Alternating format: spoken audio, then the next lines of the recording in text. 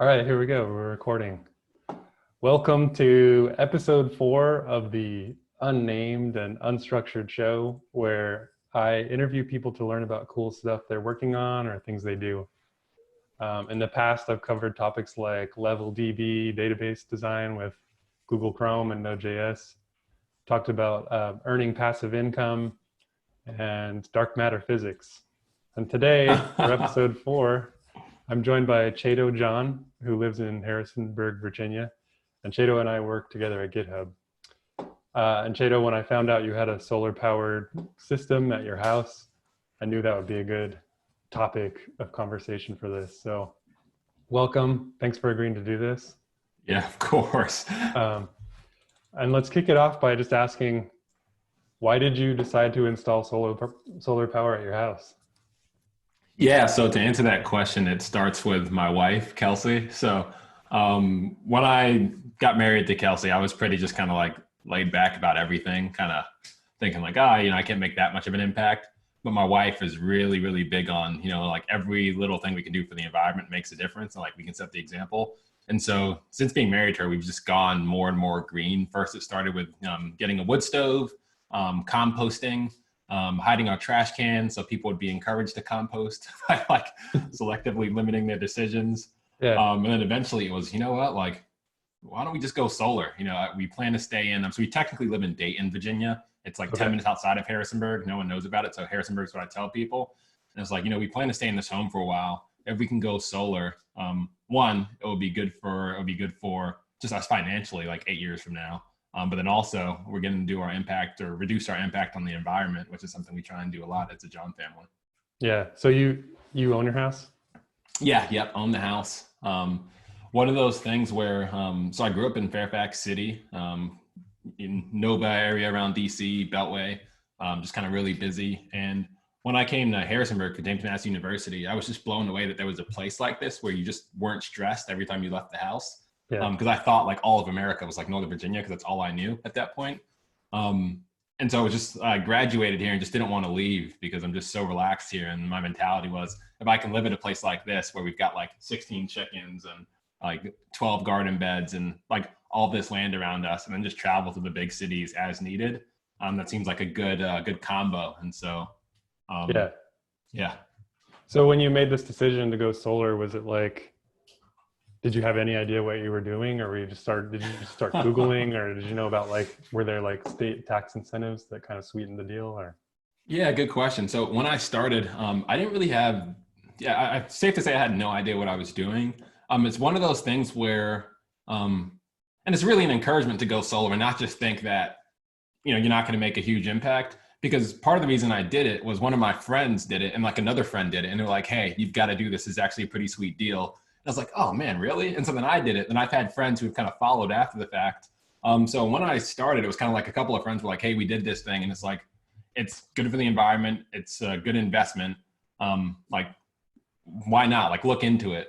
Yeah. And so I knew nothing at the time. And at that point, it was just like math and like feel goods, right? Like it wasn't a purely logical like decision. It was also just like, this feels like the right thing to do. And like, we were in a situation where I was able to share like a couple of shares of my company to pay for the solar panels. So it's like, okay, if I sell these shares in the company, I know somebody wants to buy in. And as the net, I could get solar panels for doing this thing. It's just like a win-win for everyone involved. So I knew nothing at all and really was educated by friends and salespeople. Yeah. And Googling. So did you pay for the whole thing up front, or did you get like a financing plan that's spread out over numerous years? Or? Good question. So I paid for the whole thing up front, and that's because I owned a business and I was able to kind of sell a couple shares in it to just make that happen. Most of my friends have kind of financed it, and you can do that. It's still a sweet deal. I think if I had financed it, it would have been like a 10-year payoff, thinking in economic terms. But because I just did it just flat out, it's looking like more like 8 years for us. Okay, cool. And how long have you had the system? So we got it in 2000 I think 17 or 18. Yeah, gosh, time is just weird these days. Like it all just blends in together. Yeah, so like 2 or 3 years. I'm probably 2. Yeah, it's probably closer to 2 because I have 1 full year of record for and then like 1+ years of record for how our energy usage has been since we got solar. So a little bit under 2 years. Yeah. So are you tracking that closely, or are you just sort of like, we did it? Yeah. So I wouldn't say I'm tracking it closely, and I'm not tracking it closely because we've been at zero electricity from like zero net electricity from the grid for like the past 12 months. So once I saw that happen enough times, like we just get a $7 electric bill every month because it's like a connection fee. So we're still connected to the grid, so that when it's like nighttime, we can still get electricity. So we overproduce during the day. And when you overproduce, if you're connected to the grid, you can sell back to the grid during that time, and then buy back from the grid in the evening. And so right now, I just look at our electric bill every month. And if it's $7, that means we didn't use any electricity. And we've just been doing that consistently. And so we have 3 heat systems for our house. We've got 2 heat pumps. So we have like a tri-level, 2 heat pumps, and also a baseboard heating system. So sometimes it can get to like $500 for a month in the winter. And so to go from having that be a possibility to like down to 7, it just feels great. Yeah. So do you ever get checks back from the utility because you're feeding them excess electricity? Is that because they don't do that, or because you're not ever generating that much excess? No, I believe it's because they don't do that, at least in Virginia. And so I know we've had negative balances in the past, and we probably still have a negative balance right now, or we probably will after the summer because we're just gonna be generating so much extra electricity. But that just disappears after like a year or something. It's like with the no rollover or whatever, and they just use it if they can. If they can't, you just start over. Got it. Okay, so you basically get a credit for whatever extra energy you produce. Okay, so it does kind of, it's not just a waste, right? It is still. No, yeah, it works. It's just like I think like disappears after like 12 months or something. So I don't think that would be a situation where I get a check. So like they want to win somehow. Fluctuating balance. Yeah. So then do you have one of those payment arrangements where you have it leveled out throughout the year to sort of like normalize your bill, or do you just go with the flow and maybe your bill is low and maybe your bill is high depending on whether it's good question. So kind of like my approach, like I'm very much like a big picture person. Like I'm not like a detail oriented person. And so as I've seen it is we just get a $7 bill every month. And that means that means we didn't use more electricity than we should have. Right. And that's what I've been seeing. So does it fluctuate? It doesn't look that way, but I haven't been keeping a tight eye on it. I'm just like, hey, don't charge me anything and I'm happy. Yeah. So you said that you got to a point where you were getting those $7 bills. Did you have to make changes in the appliances that you're using, or something about the insulation of your house, or how did you get to that?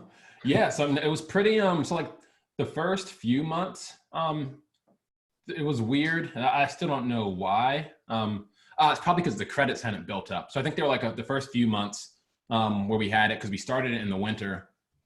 We started in like January or something of not this previous year, but like 2019, I guess was the last one, January 2019. And we had like a little bit of a bill. It was like $14 or something, and then like $20. But then once like we had a full season of summer, and I guess it built up the negative credits, we've just been at $7 a month all the time. So we never changed our appliances. Actually, on the contrary, we've actually gone more electric. So before we used to have a lot of gas appliances. So we had like a gas riding lawnmower because we've got 1.25 acres. So we had a gas powered riding lawnmower, like gas powered chainsaw, a few other gas powered things. And recently we've gone electric for all of those. So we have a gas powered or electric riding lawnmower, electric chainsaw, and we just keep making more things electric and our bill doesn't go up. So the next big thing is we want to get electric cars. But it's kind of like this weird situation because like, well, our car, so we have to like balance it out. It's like, so we got like a Chevy Silverado in like 2015 or something. We got it like 2013 model. And so it's like, that's going to be a good car for like at least 5 more years. So on one hand, like, we don't want to be wasteful in that sense and get a new car. But on the other hand, it's like, if we can go all electric, is that better for the environment? And I don't know the answer to like that weird math of like opportunity cost versus what you already have. And Right. So how much did it cost? It costed them $35,000 before the tax credit. And I think the tax credit was like 12 or 13. It was like 33%. So it's like, okay. And that was like state credit or federal or what? federal, and I believe there was some sort of state credit, but it was like kind of negligible, like next to the federal tax credit, so like a couple $100. Yeah, cool. So came out to what, 20,000 roughly, something like that? Yeah, I think probably close to like 20, I feel like 24 feels like the right number, around 24,000. And so how much of that was paying for professionals to come out and do the labor, and how much of that was just the raw materials for the solar system? Good question. I think most of it was paying the professionals. Let me see if I can find the actual document where I put it. Yeah, I probably didn't send you the quote. Could have, but while you're doing that, I can share my screen. Awesome. Show a couple of those pictures that you sent me. Cool. So that's where it would be on my phone. Looks like you've got about 1, 2, 3, 4, 5, 6, 7, 8, 9, 10, 11, 12, 13, 14, 15, 16 panels or something on the house. Is that about right? That is about wrong. So we have 44 panels on the house. Whoa, okay. Yeah. Oh, I see around the corner here, and I see there's like some more on this side. Yeah, it was hard to capture them all because our house is kind of a weird configuration. Oh, and then there's some more over here, huh? Yeah. Yeah. They're like on all sides of the roof? Yeah. Yep. Because we didn't have enough south facing, where we live, and south facing is like the best solar you can get. Mm-hmm. So we had to kind of cover that with a lot, and I multitask terribly. So home, solar. Okay, I'm not going to distract you for a minute. Deal. At some point, I'm going to want to ask about this thing here. Awesome. Okay. I'm looking at the quote. I'm just trying to see if they specified what the breakdown was. They may not have. It's probably not in their best interest too. Anyways.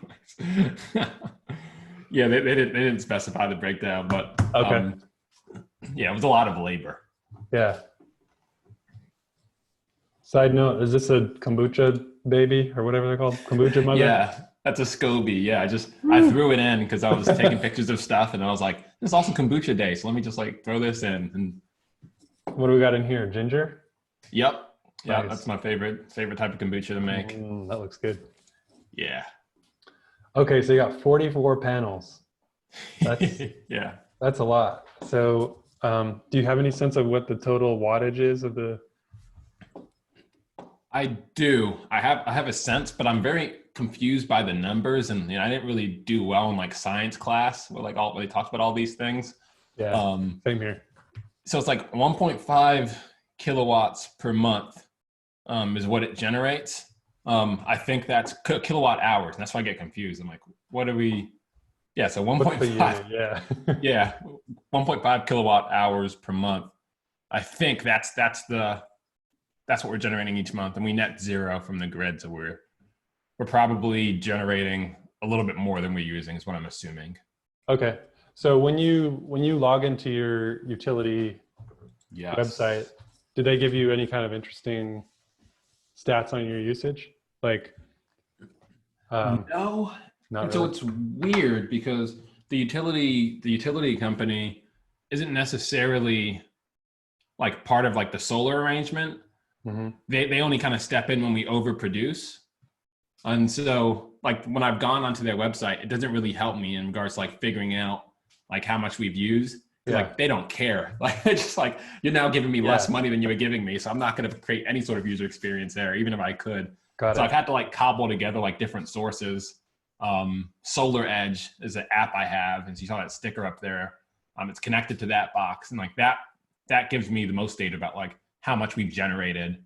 So this thing talks to it's on your Wi-Fi network, or how does that work? Yep. So if you look at them, there's another picture of like a TP-Link router thing. It's the kind of thing that oh yeah, this probably should be getting updated, but no one's updating it because they just kind of put it in the house. So should I keep it on the guest network, little devices like that? Yeah. So that then connects to our wireless network, and then it connects to that other box, and then that connects to an app we have, which is called Solar Edge. And so does that data go to some third-party service where they aggregate it all, and then the app is connecting? Like, is it all like offline in the sense that you're only talking to your own little home system, or is there data being stored like in the cloud somewhere about your Yep, users? it's definitely it's super in the cloud. One reason, I mean, the way they pitch it is so they're able to monitor how our system's performing because they give you a money back guarantee. Like Yeah. if it generates less electricity than they said it would over like the first like 5 years or something, they'll cover the difference on what you paid. But it's also beneficial for them for like multiple reasons and like data gathering and like better estimates. Sure. But like I'll play ball, you know? Yeah. So is this one of those, I've heard there are these systems where they can actually, they're kind of like connected to your power line, and they can tell based on the sort of like, I don't know, the reverberations of the electricity, what kind of appliances are being used. Like if you look at like a histogram or whatever, like a dryer, Yeah. a washer looks like way up and way down depending on its usage, and then a dryer is just like way up the whole time. Does it do any of that stuff? Like, does it get fancy, or is it kind of just like? My understanding is it's pretty basic. I'm like checking the app right now. It's like there a feature I missed that like I didn't see before. But no, I don't see that much. They just tell me kind of like the equivalent amount of trees I've planted and like CO2 emissions I've saved. And then they show me like little charts. Maybe I can send you some screenshots later. Yeah. So the Yeah, just trees little that you charts. planted is based on the CO2 that you're not producing because you're not using electricity that came from alternative sources, or I guess what? Yeah. How do they generate That that? number? Like, Yeah. I don't know. I just know it's a number that like it's a nice vanity metric that makes you feel yeah, good. Like you see yeah, it and you're like, haha, yeah. got it. Totally. So what were the biggest challenges that you faced when you were setting up the system? Oh Or were man. So, I there mean, any? yeah, the biggest challenges were just working with like the different salespeople. So we ended up like working with like we contacted like 3 different companies, and it was just like the communication was just not great. Like the customer service wasn't awesome. And then finally, the company we ended up going with, Paradise Energy, they were amazing, and that was just kind of happenstance. So I was talking to a business associate about like how we were like trying to go solar, and like people weren't responding to us, and we're just like, we want to give you our money. Like, why won't you respond to our email? And then she was like, oh, my husband's actually, he sells solar. I was like, okay, like I'll shoot him an email. And I was kind of skeptical. It was like, like sending somebody's husband, like somebody's cousin, an email to like do something. But it was one of those things where it's just like, I really, that was probably one of the moments where I gathered like a really big respect for like how to do sales the right way. So I emailed him, and literally 3 days later, like he came to our house to evaluate our system. I mean, like our house, evaluate like our roof and whatnot. And he brought a peanut butter pie. And I was just like, that is the way to do sales. Like Wait, now. I've never even heard of a peanut butter pie. What is a peanut butter pie? So one, I love pie. Yeah, I'm I like, love peanut butter. yeah, yeah. Gosh, what's a peanut butter? It's just like it's what it sounds like, right? Like crust with like peanut butter. It's like with some sort of like filler to make it more than just peanut butter, and then like whipped cream on the top, and it was just like awesome. My goodness. Okay, is it baked, or they just like bake the crust and then fill it with the peanut butter stuff? Yeah, so not detailed. It was delicious. Was it baked or not baked? I don't remember. I just remember it tasted so good. Yeah, And the decision to buy solar from them was emotional after that point. right. Like That's a good one. Yeah. Oh, I want some peanut butter pie. Is that like yeah. was that a Virginia thing? I mean, I never even heard of that. That was the first time I'd heard of it as well. So like Okay. when I think of that, like I associate it with him, and like I'd refer anyone to them. And they were great too. I mean, the system has delivered. It's been awesome. Yeah. Yeah. So have you had it since it's been installed? Is it just like set it and forget it? Or does anything ever come up like panel comes flying off the roof, or the Wi-Fi thing goes down, or whatever? No, it's just been set it and forget it. Like I think like after like they factor in maintenance costs in their quote for like how long they expect it to be until you pay off your initial investment. Yeah.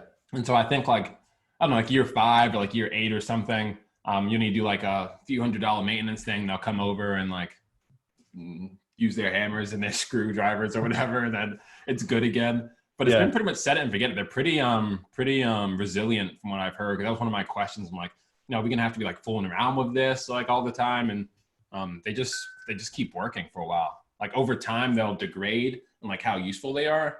But even then, I imagine it's easier to replace a panel than it is like set up the whole system again from the beginning.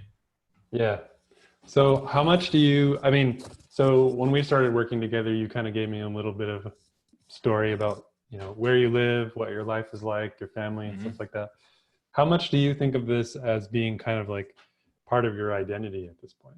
Like, I have solar power at my house. Like personally, I would be like telling everyone I know, like, check me out, I have solar power. Yeah, I mean, I think it's definitely, it's kind of like part of like a larger narrative of like the John family. And part of that narrative is like, we're really kind of like eco-friendly and like environmentally conscious. Like my wife really drives that. Like she's the person who will like bring a compost bucket to church and like encourage people to compost instead of like bring the recycling home like on our own accord. And so, yeah, people definitely associate us with this sort of thing. So I think like the big missing piece is like, we probably should get electric vehicles at some point. Because I'm pretty confident we're overproducing electricity and the power company is just kind of like reaping that benefit right now. And then if we could like start getting our gas powered cars as electric cars instead, and, like charge them from the house, like I'd actually prefer to see like a small bill because then it means like we're not giving them more money. Right. So the thing you mentioned about like deciding when to buy an electric car is really interesting because it's like, on the one hand, you want to be like, oh, that's so cool. Electric cars are so cool. Like I want to do the cool new thing. But at the same time, like if your current car is working or your current appliance or whatever it is, like it's almost irresponsible for you to just like jump to the new thing. So trying to find that balance of like, okay, I want the new shiny, but like I can't really like, if we were to buy a Tesla, it would be sort of unnecessary at this point. Yeah. Like we hardly even drive a car and like we have a car and it's fine. Like, yes, it produces carbon emissions, but it also took a lot of work to build. Like if you think of all of the energy that went into the building of the car, like the Tesla car, for example, like that's a significant amount of energy that's contributing to global warming or whatever. So big time. Yeah. Trying to find that balance. I'm just like, okay, we're not buying a car. Yeah. I just encourage people just like do what you can, right? Like it's baby steps. Like I don't think everyone has to go solar. Like everyone has to like drive an electric car. I think like whatever you can do, like give it a shot. Maybe it's like you start recycling, maybe you start composting. I'm like composting. It's like it's beneficial for us because then that goes back into our garden, and like we don't have to like buy soil. We just have like, and like we accidentally grow things now. We accidentally grow like peach trees and like tomato plants. It's just like and then it kind of brings me back to nature. I'm like, we didn't have to intentionally plant this thing. Like this is just how nature works. Like, and it's just kind of like, I don't know, like it's grounding, which is part of why I still live out here. Even though I'm in like a high tech career, because like my career is like high tech and on the computer, but it's like when I'm done with work, like I'm surrounded by just like green and like land and like splitting wood, like in the fall. It's just like so simple and focused. Like it's just me against this wood and I just need to split this wood, stack it on a pile, and then later we will be warm. And like there's something rewarding about that. I went on like a huge tangent. That's the Tesla. Yeah. Yeah. I mean, I think a lot of people are kind of evaluating that right now, like because of the circumstances we're in, like, just thinking about the ways that we're living and how things could be different. Like we're definitely talking more about what it would be like to have a slightly more rural lifestyle. And like one of the big questions we've always asked is like, would we be able to deal with the isolation? And here we are, we've been in like total isolation for over 2 months and like we still love each other and like things are going okay. So it's been an interesting test. Like I think we probably could handle that. And like, especially if we had our own house and our own piece of property, and I have 2 young kids and they could be running around doing whatever in the woods, like sounds great. And it's cool because I used to live in the suburbs. Kind of like I grew up in like townhouses and that sort of thing, and then different like types of suburban neighborhoods. And I never really knew my neighbors. And I think for me, it was just kind of like I was overwhelmed by like the number of people that are around me. And so I was just like, I'm just going to stay inside. But since we lived out here, like we kind of have like 5 or 6 neighbors who are like kind of within like eye shot. It's like we know them really well, you know. It's kind of like palatable. So it's weird. It's very weird how that all works out. Like you'd think that we'd feel really isolated out here. We don't. The thing that is the negative, living out here, and we're like 10 minutes from like the major town, you know, Harrisonburg, Virginia, population of like 70,000 people. But the thing that is different out here is just there's not as much to do, like variety wise. Like it's not that I haven't ever felt like a lack of like people. And it's like most people are like 10 or 20 minutes away, if not 5 minutes away. But it has been like a lack of things to do. It's like when I like visit like LA or like New York, it's like, oh, like we should try this new X place down the street. And like here it's just like, are we going to place A, B, or C, you know, like for dinner? Right. Totally. So do you then just occupy yourself by like working on your house? Is that kind of where the most of your energy goes? Yeah, it's you know, it's funny you bring that up. It's actually been something I've been pondering today.